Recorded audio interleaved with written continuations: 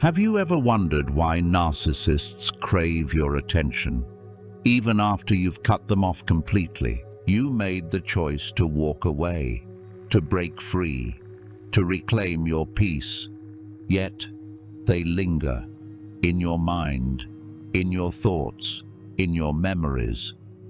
Why? It's not about love, it's not about regret, it's about control, power, and manipulation. Narcissists are masters of illusion. They crave attention not because they miss you, but because they miss controlling you. They want to stay in your head, because that's where their power lies. But why do they need it so desperately? Why can't they just let go? If you've ever felt haunted by their silence, or questioned your own sanity, you're not alone. Many have walked this path, wondering why they can't shake free, even after going no contact. It's exhausting, it's confusing, and it feels never-ending. But what if I told you that understanding their motives is the key to breaking free? What if you could see through their tactics and take back control? In today's video, we're diving deep into the narcissist's mind.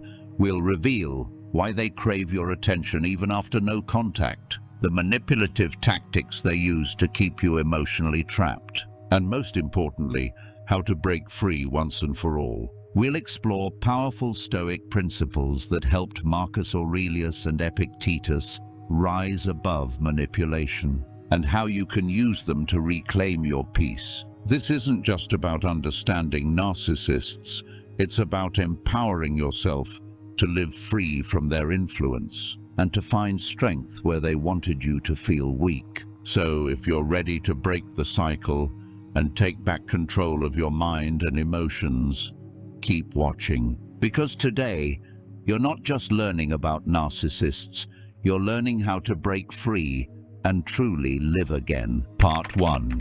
Narcissist's initial reaction after no contact. When you go no contact with a narcissist, their world shatters. Not because they love you, not because they miss you, but because you disrupted their control. To a narcissist, control is everything.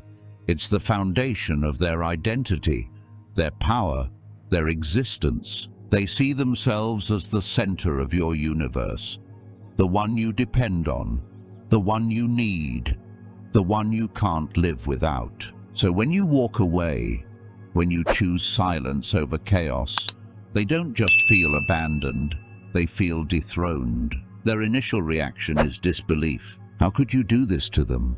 How could you walk away from someone so important, so powerful, so indispensable? They see your decision as a betrayal, an attack on their superiority, a challenge to their dominance. And this disbelief quickly turns to confusion. They cannot understand how you found the strength to leave. They cannot understand how you dared to defy their narrative. They have always seen you as weak, vulnerable, dependent.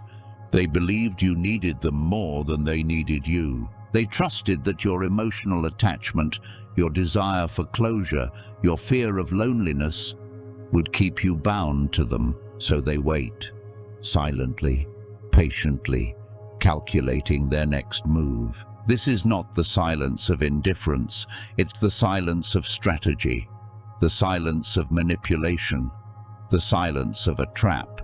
They use silence as a weapon, a way to create doubt, to create anxiety, to create uncertainty. They want you to question your decision, to wonder why they haven't reacted, to worry if you made a mistake. They know that silence can be louder than words, that it can echo in your mind, that it can keep you emotionally tethered. This is their game, a psychological tug of war, a test of your resolve. They want you to reach out, to break the silence, to seek validation. Because the moment you do, they regain control.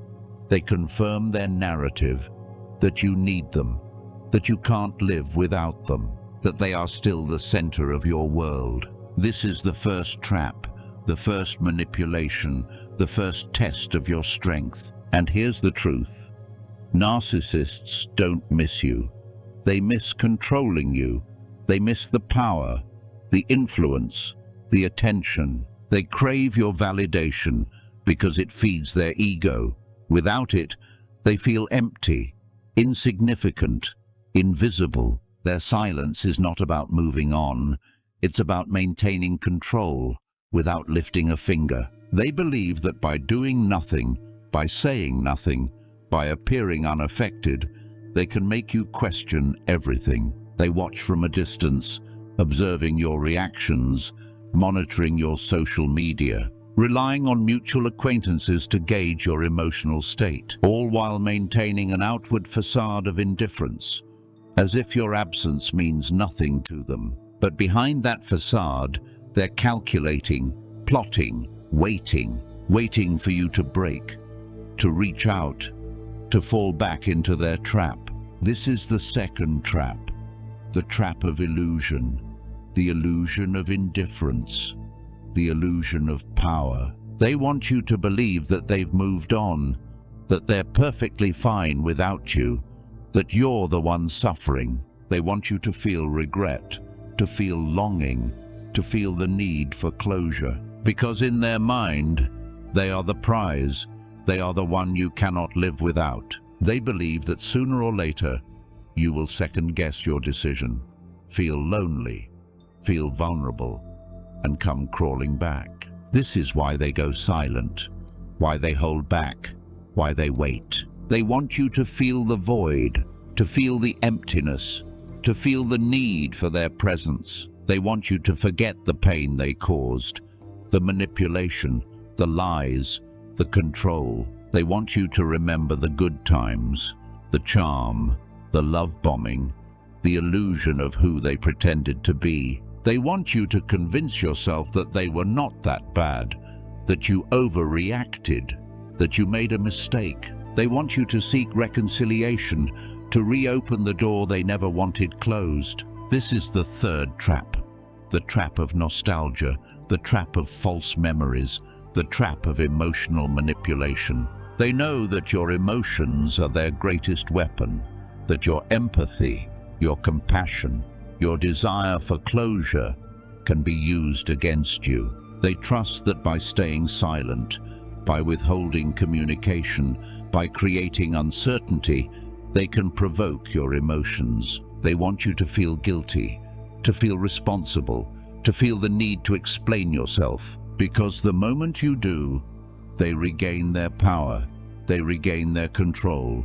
This is where Stoicism becomes your greatest ally. Marcus Aurelius wrote, "You have power over your mind, not outside events. Realize this, and you will find strength." The narcissist's power lies not in their silence, but in your reaction to it. They want you to feel anxious, confused, desperate for their acknowledgement. They want you to play their game, to engage in their manipulation, to seek their validation. But when you recognize the game, when you see through the manipulation, you no longer feel compelled to play. You no longer need their approval, their validation, their acknowledgement. This is the first step to breaking free. It's about reclaiming your power by mastering your emotions. It's about realizing that their silence, their games, their manipulations only have power if you allow them to. Epictetus teaches, it's not what happens to you, but how you react to it that matters. Their silence is designed to provoke you, to control you, to manipulate you. But when you detach from their narrative, when you Part 2, strategies they use to regain control. Why can't they just let go? Why do narcissists crave control even after you've walked away? Because to them, control is everything. It's not about love, it's not about regret, it's about power. When you go no contact, they lose that power, and that terrifies them. So they strategize, they plan, they calculate, they use manipulation, deception, and emotional warfare just to regain control. The first strategy they use is love bombing and false transformation. They suddenly seem to change. They promise to be everything you ever wanted, everything you once loved. They shower you with affection, with compliments, with grand gestures. They tell you they've changed, that they've realized their mistakes, that they're willing to do anything to win you back. But here's the truth. They don't want you back. They want control back. It's not about love, it's about power. They don't miss you. They miss the validation you gave them, the admiration, the attention. They want to feel important. They want to feel powerful. They want to feel needed. This is why they put on the mask of transformation. It's not genuine. It's manipulation. They're not changing for you. They're pretending so they can pull you back into their control. This is called love bombing. It's an illusion, a facade, a performance. They tell you exactly what you want to hear. They give you exactly what you crave, but it's all temporary. It's all a trap, because once they regain control, the mask falls off, and the cycle of manipulation begins again. They return to who they truly are, controlling, manipulative, narcissistic. Epictetus warned us, it's not what happens to you, but how you react to it that matters. They can pretend, they can manipulate, they can deceive, but they cannot control your reaction unless you let them. They want you to react with hope, with longing, with trust. They want you to believe their lies, to forgive their past, to open the door they never wanted closed. But when you see through the illusion, when you recognize the manipulation, when you refuse to react, you take back your power. You break the cycle. You reclaim your freedom. The next strategy they use is seduction and emotional manipulation. They know your vulnerabilities, your weaknesses, your fears. They know exactly what to say, to pull at your heartstrings, to make you question your decision, to make you feel conflicted. They remind you of the good times, the happy memories, the love you once shared. They bring up old promises, unfinished dreams, moments of laughter, moments of passion. They play on nostalgia. They play on hope. They play on your emotions. They want you to forget the pain, the lies, the manipulation. They want you to remember the illusion, the fantasy, the version of them that never truly existed. They tell you they miss you, that they can't live without you, that you're their soulmate. They make you feel special, desired, irreplaceable. But it's not love. It's seduction. It's manipulation. It's control. They want to see you vulnerable. They want to see you conflicted. They want to see you weak. Because when you're vulnerable, they can manipulate you. They can control you. They can own you. This is their strategy, to lure you back, to trap you, to make you emotionally dependent on them once again. Epictetus reminds us, if someone succeeds in provoking you, realize that your mind is complicit in the provocation. They provoke your emotions. They provoke your memories. They provoke your desires. But they cannot control your reaction unless you allow them to. You have the power to see through the seduction, to resist the manipulation, to protect your emotions. You have the power to choose your response, to guard your peace, to defend your freedom. But they don't stop there. They use another powerful strategy, playing the victim and seeking sympathy. They make themselves look helpless, heartbroken, devastated. They tell you they're lost without you, that they're suffering, that they're broken. They cry, they plead, they apologize. They make you feel guilty, responsible, obligated to save them. They paint themselves as the victim and you as the villain. They twist the story. They rewrite the narrative. They manipulate your emotions. They say things like, "I don't understand why you're doing this to me," or "I never meant to hurt you. Can't we just talk?" Or "I'm all alone now, and it's because of you."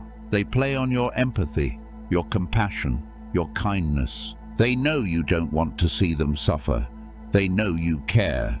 They know you feel responsible, so they play the victim to pull at your heartstrings, to make you question your decision, to make you feel guilty. But here's the truth. They're not suffering because they lost you. They're suffering because they lost control. They don't miss you. They miss the power, the influence, the attention. They want you to feel responsible, to feel obligated, to feel guilty, so they can regain control. This is emotional blackmail, emotional manipulation, emotional warfare. They want to see you weak, conflicted, vulnerable, so they can exploit your emotions and trap you once again. This is what they did to Jake. Jake walked away from his narcissistic partner, determined to find peace, determined to move on. But then the messages started. I can't live without you. I'm lost without you. I never meant to hurt you. Jake felt guilty. He felt responsible. He felt the need to save her. He almost went back. He almost fell into the trap. He almost gave her the control she craved. But then he remembered, it's not what happens to you, but how you react to it that matters. He realized that her pain wasn't his responsibility. Her emotions weren't his to fix. Her suffering wasn't his to carry. He recognized the manipulation. He saw through the lies. He protected his peace. He chose his response. He reclaimed his power.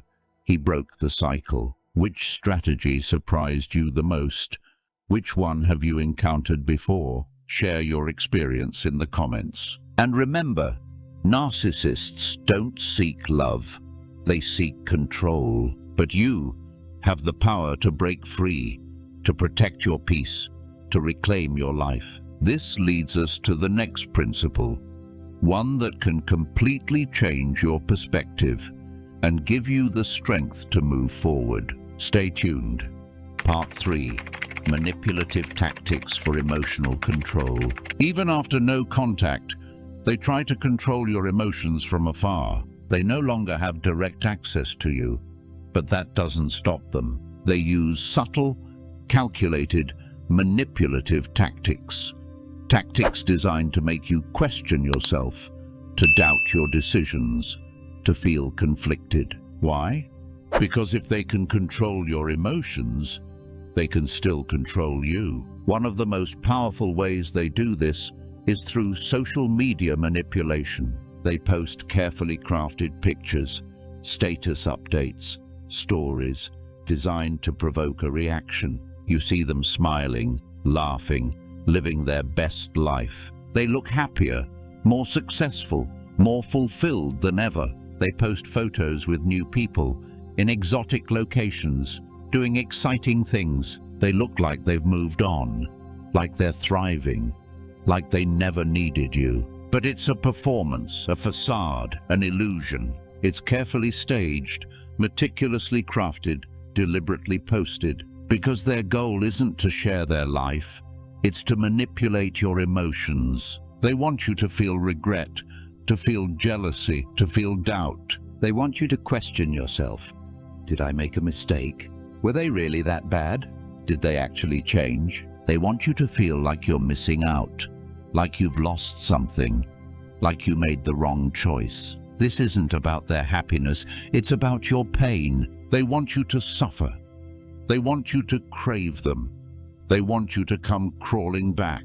It's not about them moving on, it's about keeping you emotionally trapped. This is why they flaunt their new life, why they post so much, why they seem happier than ever. It's not real, it's manipulation. They want to be in your mind, in your heart, in your emotions, even when they're not in your life. Marcus Aurelius once said, "Everything we hear is an opinion, not a fact. Everything we see is a perspective, not the truth." Social media is a perspective, a carefully crafted illusion, not the truth. What you see is what they want you to see. But behind the smiles, behind the filters, behind the performance, is the same person, with the same patterns, playing the same game. They haven't changed. They're still manipulating, still deceiving, still controlling. The only difference is that now they're doing it from a distance. The next tactic they use is gaslighting and twisting the narrative. If you break no contact, if you reach out, if you engage, they will twist the story. They'll rewrite the past. They'll change the facts. They'll manipulate your memories. They'll make you question what really happened. They'll make you doubt your own experiences. They'll make you feel like you're the one who's wrong. They'll say things like, "You're overreacting. I never did that." Or, "You're just being dramatic. You always do this." Or, "I never said that. You must be remembering it wrong." They twist the story. They bend the truth. They manipulate the narrative. They do this to control how you see them, to control how you see yourself, to control how you see the past. They want you to believe that you were the problem, that you were at fault, that you were the one who ruined everything. They gaslight you to shift the blame, to escape accountability, to maintain control. Marcus Aurelius teaches us, "If someone is able to show me that what I think or do is not right, I will happily change, for I seek the truth, which never harmed anyone." Truth is their enemy, because the truth exposes them. The truth reveals their lies. The truth shatters their control. That's why they gaslight, why they manipulate, why they twist the narrative. They want to distort the truth, to create confusion, to rewrite reality. They want you to feel lost, conflicted, unsure of what really happened. They want you to believe their version, their narrative, their lies. But truth is power, and you hold that power when you refuse to accept their lies. When you stand firm in your truth, when you trust your memories, when you believe in your experiences, they lose their control. They can twist the story, but they cannot twist your mind unless you let them. They can manipulate the narrative, but they cannot manipulate your truth unless you surrender it. The final tactic they use is using others as emotional messengers. They don't always reach out directly. They don't always confront you head-on. They don't always play the game themselves. Sometimes they use others to do it for them. They use mutual friends, family members, acquaintances, anyone who has access to you. They send indirect messages, subtle hints, emotional traps. They tell others how hurt they are, how broken they feel, how they miss you and wish things could be different. They make themselves look vulnerable, innocent, misunderstood. They tell stories about how they're struggling, suffering, trying to move on. They paint a picture of themselves as the victim and you as the villain. They do this to provoke your empathy, your compassion, your guilt. They want you to feel sorry for them, to feel responsible for their pain, to feel obligated to reach out. But they don't want reconciliation. They want control. They want to know they still matter, that they're still in your thoughts, that they still have influence over you. This is why they use emotional messengers to get inside your head without ever contacting you directly. It's a calculated move, a strategic manipulation, a silent invasion. You hear about them from others, you think about them, you worry about them. They're not in your life, but they're still in your mind. Seneca once said, "He who is brave is free." Bravery is not just facing fear, but facing manipulation, facing lies, facing emotional traps, and breaking free. To break free, you must set boundaries, not just with them, but with everyone they use to reach you. You must guard your mind, your emotions, your peace. You must recognize the manipulation, the tactics, the lies, and refuse to engage. You must stay strong, stay grounded, stay free. Have you noticed these subtle manipulations? Have you seen through their games? Have you protected your peace? Let's talk about it. Share your experiences in the comments. Let's learn. Let's grow. Let's break free. This leads us to the next principle, one that empowers you to rise above, to reclaim your peace, to live free from their control. Stay tuned. Part 4. How to protect yourself and break free. Now that you know their tactics, here's how to break free. Here's how to protect yourself, reclaim your peace, and live free from their control. It starts with the most powerful defense you have: setting and maintaining strong boundaries. This isn't just about blocking them on social media or ignoring their messages. It's about creating an emotional wall, a psychological barrier that they cannot penetrate. They thrive on reactions, on drama, on emotional responses. When you refuse to react, when you deny them attention, you starve them of power. No contact means no contact. No replies, no checking their profiles, no discussing them with others, not even the slightest glance, not even the smallest mention. Why? Because every reaction, every response, every thought is fuel for them. They want to know they still matter, that they're still in your head, that they still control your emotions. By cutting off every avenue of contact, you cut off their control. Epictetus once said, "We cannot choose our external circumstances, but we can always choose how we respond to them." You cannot control their actions, their words, their manipulations, but you can control your response, your silence, your emotional distance. This isn't about winning or proving them wrong or seeking revenge. It's about protecting your peace, guarding your mind, freeing yourself from their influence. Setting boundaries is not selfish, it's self-preservation. It's not about punishing them, it's about protecting you. When you set boundaries and stick to them, you reclaim your power. You show them, and yourself, that they no longer control your life. But setting boundaries isn't enough.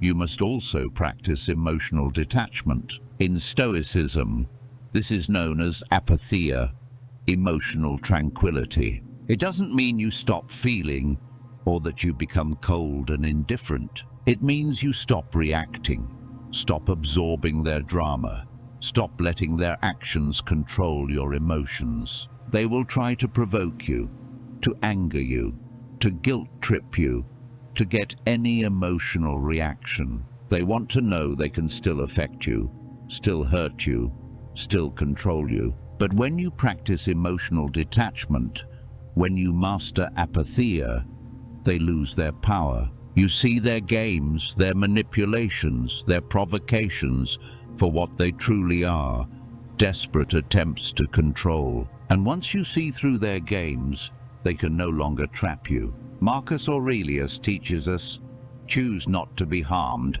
and you won't feel harmed. Don't feel harmed, and you haven't been. They only have power if you give them power. Their words only hurt if you let them hurt. Their actions only affect you if you allow them to affect you. Emotional detachment is your shield, your protection, your freedom. It's about staying calm, staying grounded, staying in control of your emotions. It's about observing their behavior without absorbing their poison. They can scream, manipulate, play the victim, twist the story, but it won't touch you because you've chosen emotional detachment. You've chosen apatheia. You've chosen freedom. But boundaries and detachment are not enough. You must also redirect your focus and energy. When you leave a toxic relationship, there's a void, a gap, a space where there used to be. If you don't fill that space, they'll find a way back in, through thoughts, memories, regrets. You must build a new life, one that is yours, one that is free, one that is filled with purpose and growth. This is about redirecting your focus away from them, away from the pain, away from the past. Focus on yourself, your healing, your passions, your dreams. It's about pouring your energy into new experiences, new hobbies, new relationships, new goals. It's about creating a life so full, so fulfilling, so meaningful, that they have no place in it. This is not running away, it's moving forward. This is not avoiding the past, it's building a better future. Seneca once said, "It is not the man who has too little, but the man who craves more that is poor." They crave your attention, your reaction, your pain, but you no longer crave them, no longer need them, no longer want them. Redirect your focus, and you take back your power. Redirect your energy, and you rebuild your life. They want you stuck, broken, obsessed, trapped in their world. But by building your own world, your own happiness, your own peace, you break free. You create a life of purpose, a life of passion, a life that belongs to you, not to them. Have you noticed these tactics? Have you felt their manipulations? Have you struggled to break free? You're not alone, and you're stronger than you think. Which strategy will you start with? Which boundary will you set? Which emotion will you detach from? Share your journey in the comments. Let's learn. Let's support each other. Let's grow. Breaking free isn't easy, but it's possible. It's powerful. It's liberating. This leads us to the final lesson, the ultimate freedom, the Stoic secret to breaking all chains. Stay tuned. We've journeyed through the labyrinth of manipulation, seen the games they play, and uncovered the strategies they use to regain control. We've learned how they exploit emotions, twist narratives, and use others as their pawns. We've exposed their tactics, from love bombing and false transformation to gaslighting and social media manipulation. But more importantly, we've discovered the power to break free. We've seen the strength of setting firm boundaries, the freedom of emotional detachment, and the empowerment of redirecting our focus. These aren't just strategies, they're lifelines. They're pathways to freedom. They're the keys to reclaiming your peace, your power, your life. And all of this is rooted in one timeless truth. You control your mind, not them. Epictetus reminded us, we cannot choose our external circumstances, but we can always choose how we respond to them. No matter how cunning their tactics, no matter how relentless their manipulations, your response is yours alone. Your peace is yours. Your freedom is yours. Your life is yours. They can't take it unless you give it. This is the power of Stoicism, the power to remain unmoved, unshaken, unbroken, the power to see through their games, to rise above their manipulations, to break free from their control. But knowledge alone isn't enough. Action is required to break free.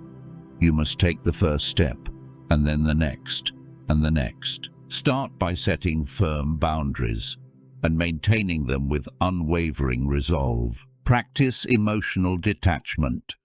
See their provocations without reacting. Observe without absorbing. Redirect your focus away from their chaos and toward your growth, your healing, your purpose. You are stronger than you think. You are more resilient than you know. You have the power to break free. Try this today, just for one day. Refuse to react. When they provoke, stay silent. When they manipulate, remain calm. When they seek control, don't give it. Observe your emotions, but don't act on them. Feel your anger, but don't express it. Acknowledge your pain, but don't dwell on it. Be the master of your mind, not its servant. Marcus Aurelius reminds us, choose not to be harmed, and you won't feel harmed. Don't feel harmed, and you haven't been. This is your power. This is your freedom. Which of these principles will you start with? Which boundary will you set today? Which emotion will you detach from? Share your journey in the comments. Your struggles, your victories, your questions. Let's learn together, support each other, grow stronger, and break free. If this video helped you see things differently, if it gave you strength, clarity, or hope, hit like and subscribe for more insights on Stoicism. Share this video with someone who needs it, someone who's struggling, someone who needs to break free. Your story matters.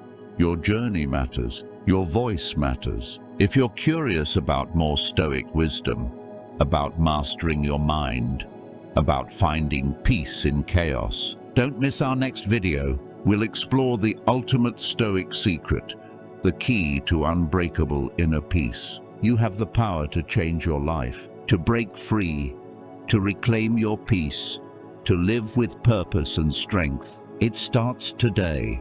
It starts with you. It starts now. Thank you for watching. Stay strong, stay grounded, stay free.